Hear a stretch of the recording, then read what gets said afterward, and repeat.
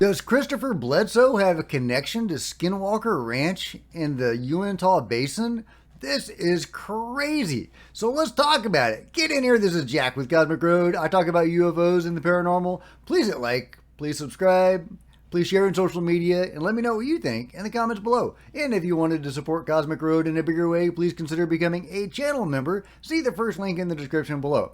Okay, as you all know, I love the Chris Bledsoe story. It is one of my favorite UFO stories of all time, or experiencer stories, because it goes way beyond UFOs. I mean, the man talks with a goddess, or a cosmic being of some sort known as the Lady, who multiple people have seen and who people in government already knew about before meeting Chris.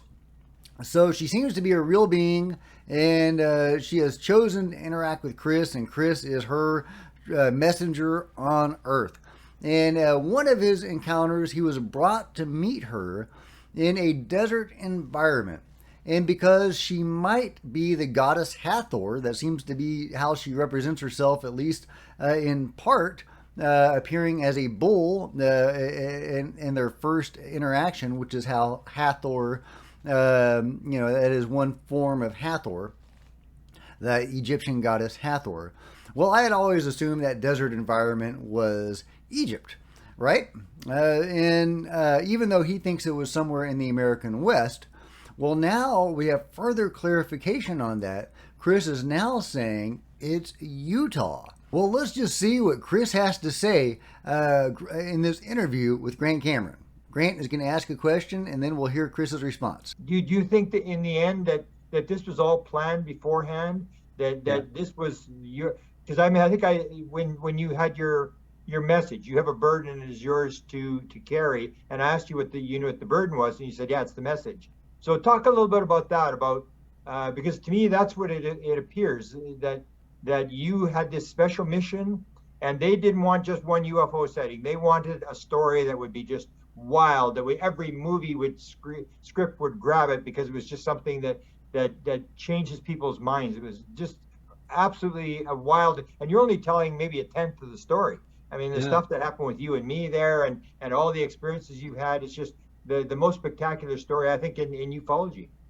Yeah, well, what's funny, Grant, is until I wrote the book, I didn't really tie in all the dates and the time frames, right? I started looking when you came to my house when Nellie was injured and all that happened. This, hole in her neck that big was shooting blood out. The next minute it disappeared, right under my hand. Yeah, that was one of Chris's first healings, if not his very first. Grant Cameron was present when Chris's dog Nellie was injured mysteriously, and I think suspiciously, with a slash on her neck. And Chris prayed over her, and while Grant Cameron, I think, took pictures or filmed the event, for some reason, that would not be my first response, but, good on Grant Cameron for doing that. I hope he shares that video at some point. And while Chris was praying, Nellie, who was spurting blood, a lot of blood, was instantly healed. And Chris was granted this ability by the Lady after their first encounter. At the same time, the Lady also cured Chris of Crohn's disease. Unfortunately, he was afflicted with rheumatoid arthritis, which is, very unfortunate, and maybe some sort of byproduct of encountering cosmic beings. I don't know. There's so many health effects associated with encountering these sorts of beings face to face. Well, I say sorts as if the Lady has a sort, but you know what I mean. But yeah, I've always thought it suspicious that Nellie the dog was wounded right when Grant Cameron was there and when other people were present to witness this healing, as if somebody, I'm not saying the Lady, but some forces out there arranged to have Nellie injured just so that she could be healed in front of witnesses. So it was really, really weird. Really. But anyway, that's what they're talking about. Moving on. But do you know 2 weeks before that was Easter? And that's when the Lady came and took me to some desert canyon that until a few years ago, I didn't realize where it was. I didn't know if it was off planet. I thought it might be the American Southwest. I wasn't sure, but it was definitely a canyon like I saw one night on a show, came on TV. And when I saw this canyon in Utah, immediately, oh my Lord, I became obsessed with Utah because I thought that's connected with her because what I saw in Butler Wash Canyon looked just like where. So for the last 5 years, I've been obsessed with Utah. I wrote about Utah in my book, thinking that's where the lady's from. Okay, here's Butler Wash, Utah. All right. It is right there. Now, admittedly, that is far from the Uinta Basin where Skinwalker Ranch is located. This is the Uinta Basin. And but it is within the same state, and I am very intrigued by that. Let's just put it that way. It's not a direct connection, but it is very intriguing to my mind. Oh, and the Easter connection that he was talking about, the lady apparently comes to visit Chris every Easter. So what it did is that visit with her is when she told me about the alignment in Egypt, about the Sphinx. She said she told me two things. Well, she told me one thing that I especially remember, and that was the alignment. But what she did was change something about me to where 2 weeks later, Nellie was healed magically. And then from that point forward, I'm whisked to Washington, D.C., to some of the most prominent families up there and watching things happen. I had no idea what I was doing. I praying the whole time, Lord, what do I do? I'm being called to help this child. Okay, so he goes on talking about healing experiences and healings that he's done. Really amazing information, and the whole interview is terrific. I highly encourage you to watch it, and I will link it in the description below. I love Grant Cameron, and I love Chris Bledsoe. Put the two together, it's a fantastic interview. I'm really curious about Chris Bledsoe's healing. If perhaps the lady unlocked a healing ability he already had, because I do Reiki, if you know what that is, energy healing. I just got into that a few years ago. My backstory is I was an atheist for all this time, all my life, non-believer in UFOs until 2017. Lou Elizondo, A-Tip, Tom DeLong, all that got me into this stuff. And once you study UFOs, if you really do a study of it, it goes right to the woo-woo. That's what Gary Nolan himself says. There's a straight line from you. I mean, it's all connected. It's not even a line. It's just baked in. The metaphysical consciousness aspects, spiritual, mystical aspects of the UFO phenomenon. And so I was studying that, and that led me to the paranormal and ghost and spirituality and ultimately Reiki. And I began having my own metaphysical experiences during this time. And, Reiki was certainly an important part of that. And one of my ghost hunting buddies did Reiki on me, and I could feel the energy. And I was like, whoa. Because I was still like borderline atheist at that point. But when I could feel this etheric energy, I was convinced, and so I had to learn. I had to learn that, and I did. And what I learned from that is, we all have these abilities. We all have these inbuilt abilities of, speaking mind to mind, moving objects, healing, all sorts of stuff. We're born with these abilities, but we are not taught them by our culture, and they just kind of dissipate unless you find something like Reiki, where you can relearn these abilities and get in Reiki you get attunements, which attunes you to these abilities that you already have, but it reconnects you to them. This sacred healing energy, chi, prana, ki. I like to think of it as the Force from Star Wars.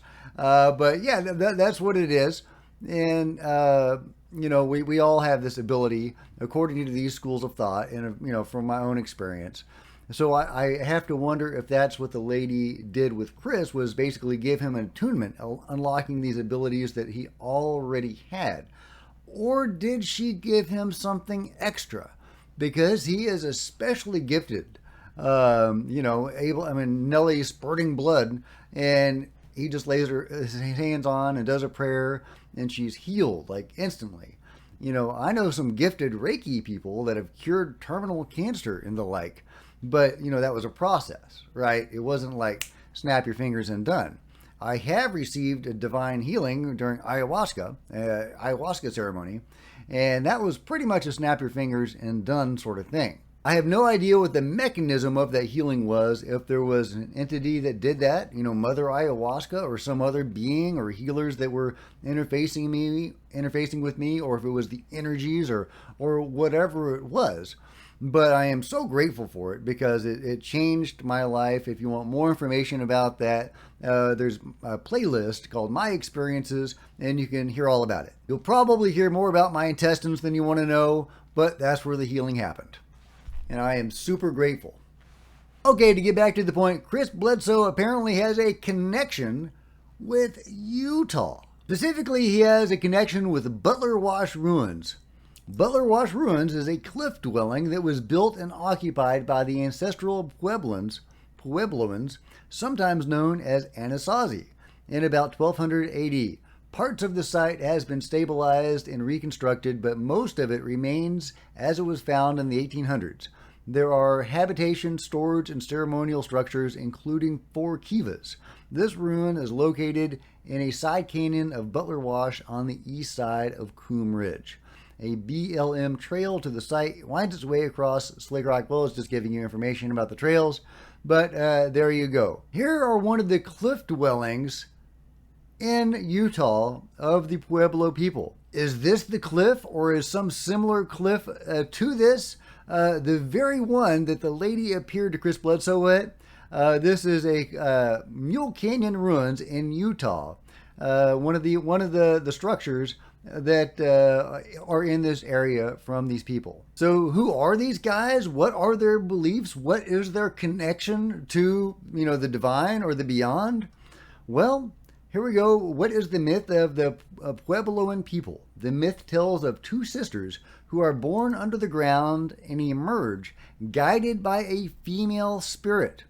As they are climbing out, she gives them language, seeds, and effigies that will become animals. On Earth, the sisters begin to create the world. One of them goes away and becomes the progenitor of white people. Okay, well, thank you. I appreciate that. But there you go. It's a very female-centric mythology where these 2 humans were born underground and emerged guided by a female spirit. Could that be the lady? But is it the people that Chris Bledsoe had a connection with? Is it the land? And, when I say Chris Bledsoe, I guess I'm really talking about the lady. She's the one that appeared there and brought him there. So does the lady have some connection with the land in Utah? Might that have some connection with the Uinta Basin further north? Or with other sites in the area? Let me know your thoughts in the comments below. I don't know if she was drawn to the land, or is connected to the land, or is connected to the people. What do you guys think? Let me know in the comments below. I don't know what to make of this story, but it is super fascinating, as is everything related to Chris Bledsoe and the lady. I love it. I eat it up. But yeah, let me know what you think, and if you've enjoyed this video, please give me a big thumbs up. I sure would appreciate it. Smash the subscribe button and the bell to be notified of future videos. You don't want to miss a thing. Join me on social media. There's Facebook and Twitter, links below. I would love to see you guys there. If you could share this video on social media, that would be super groovy. If you wanted to support Cosmic Road in a bigger way, please consider becoming a channel member. Channel members are rock stars, and I really appreciate you guys' support. Thank you so much. Meanwhile, there's plenty of other videos to check out on the channel, and I'll see you next time. This is Jack with Cosmic Road, signing out.